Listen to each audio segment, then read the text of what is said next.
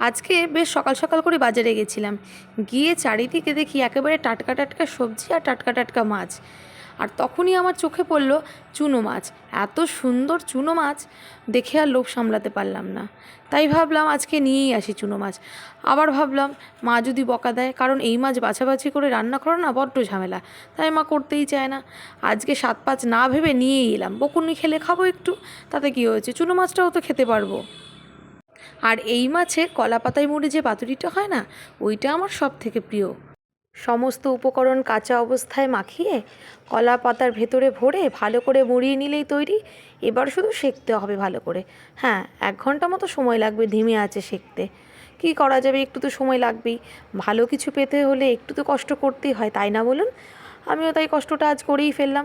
তবে হ্যাঁ, আমি কিন্তু একা করিনি, আজকে আমার ঠাম্মিকেও বসিয়ে দিয়েছি এটা শিখতে। জানি অনেক সময় লাগবে সেই জন্য। আর এদিকে আমিও আমার অন্য কাজগুলো করছিলাম। ব্যাস হওয়া মাত্রই ওই পাতুরির জন্য এনে রাখা কলাপাতা একটু বেঁচেছিল, তার মধ্যেই গরম ভাত আর পাতুরি নিয়ে বসে পড়লাম। একটুও সময় নষ্ট করিনি। বিশ্বাস করুন, এত যে সুন্দর খেতে হয়েছিল, ভাবলেই আমার জিভে জল চলে আসছে এখনই। আপনারাও বানাবেন।